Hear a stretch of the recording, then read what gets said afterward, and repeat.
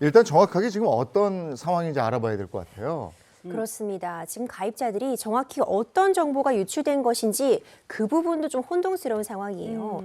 이번 사태의 어떤 핵심이라고 한다면 이 이동통신사의 어떤 인증 관련 서버에서 유출 사건이 발생했다. 이 부분부터 확인을 해야 됩니다. 네. 이 인증이라고 하면은요.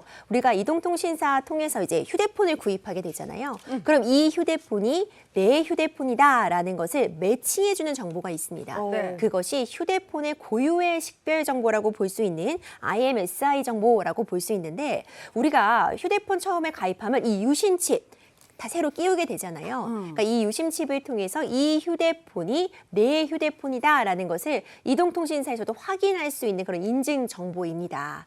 그런데 문제점으로 지적되고 있는 게요. 그렇다면 이 휴대폰이 내 휴대폰이다라는 걸 확인해 줄 수 있는 정보를 누군가 가져가면 다른 휴대폰 사서 해당 유심 정보를 입력하면 말 그대로 복제폰이 만들어질 수 있는 위험에 처한다는 것이죠. 이 부분이 가장 우려스러운 상황인데 다행스럽게도 일단 2022년도부터요. 비정상적인 이런 유심 관련 로그인을 차단하는 복제 유심 차단 서비스는 도입되어 있습니다. 그러니까 유심을 일종의 내 휴대폰에 접착제로 딱 붙여놓는 효과를 두는 거예요. 그럼 다른 휴대폰을 통해서 해당 유심을 사용할 수가 없기 때문에 일단 국내에서 있는 분들은 유심보호 서비스 가입하면 적어도 최소한의 조치는 되었다고 볼 수 있는데 문제는 현재 해외에 있는 이용자들입니다. 로밍 서비스를 사용하게 되면 해외 기지국을 함께 이용해야 되는데 네. 그러면 또 이렇게 복제 유심 차단 서비스가 원활하게 연동이 안 되고 있습니다. 이 SKT에서는 5월 내에 해외 로밍 이용 고객에 대해서도 이 유심 보호 서비스가 작동할 수 있도록 하겠다고 밝히고 있지만 이 부분도 좀 빨리 개선이 필요한 상황입니다.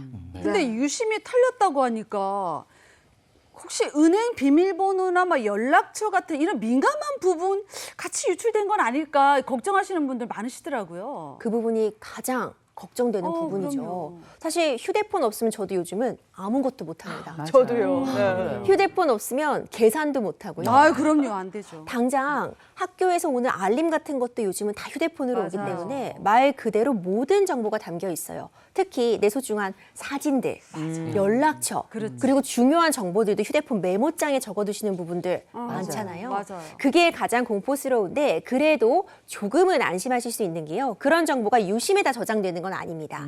내 사진이나 내 개인정보 같은 건 휴대폰 자체에 저장된다거나 별도의 클라우드 서버에 보관되기 때문에 너무 크게 무서워하실 필요는 없습니다.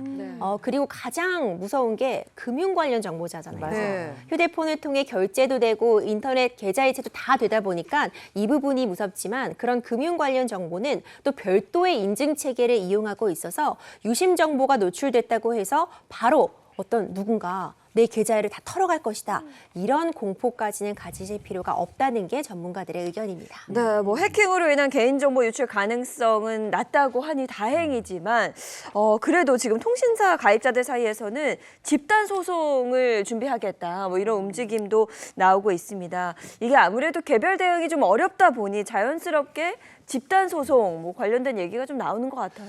네, 맞습니다. 이 소송을 준비하는 사람 주체들도 엄청 많고 지금 보면은 내가 이렇게 집단 소송을 준비하겠다 이렇게 주장하는 사람들도 엄청 많습니다. 그래서 이제 사람들을 모으는 거예요. 왜 그러냐면 우리가 일반적으로 생각을 할 때 소송을 한번 하려면 굉장히 그 어떤 시간과 비용적인 측면이 많이 소모가 된다라는 거죠. 근데 맞아요. 이 사건은 모든 그 가입자가 피해 유형이 동일하잖아요.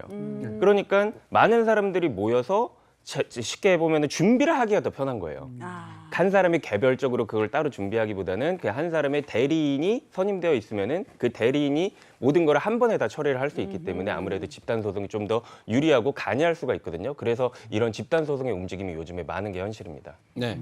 그런데 이 직접적인 금전 피해가 없어도 요 집단 소송 이런 거에 참여를 할 수가 있는 건가요? 그러게. 그 참여 자체는 할 수가 있죠. 뭐 누구나 할 수가 있습니다. 근데 이렇게 말씀을 하시죠. 나는 금전적인 피해가 없는데 어떻게 보면 소송을 하는 데는 또 비용이 들어가는데 맞아요. 근데 내가 비용을 지출하고 소송을 하면서 아무런 어떤 이득이 없으면 이거를 해야 될 필요가 있을까? 이렇게 생각을 하실 수가 있잖아요. 네. 근데 이런 것도 손에 들어갈 것 같아요. 사실 이러한 뉴스가 나올 때 가입자들은 엄청난 불안감에 휩싸이거든요. 진짜 내 개인정보 모든 게 다 복제돼가지고 내가 금전적으로 큰 나중에 손실을 입지 않을지 이런 불안감도 하나의 손해배상의 청구 근거가 될 수도 있고 그래서 이 유심 사태도 보면은 이 유심 카드를 구하기 위해서 얼마나 많은 각고의 노력들을 하십니까? 뭐 새벽부터 줄을 길게 서가지고 어떻게 보면은 그 시간에 나는 일을 해야 되는데 내가 일을 해서 벌어들일 수 있었던 예상되는 수입이 있는데 그거를 포기하고 내가 불안감에 거기 가서 하루 종일 줄을 서 있었다고 해볼게요. 그럼 그것도 어떻게 보면 소극적인 손해라고 볼 수가 있잖아요. 그래서 지금 당장 나한테 입은 적극적인 어떤 금전적 손해는 지금 당장은 없더라도 어떤 손해배상의 산정 근거로 내가 이 일을 함으로써 원래 벌어들일 수 있었던 수입을 못 얻게 된 거. 이런 소극적 손해도 좀 어떤 손해배상의 근거로 우리가 주장할 수 있지 않을까 이렇게 생각이 듭니다.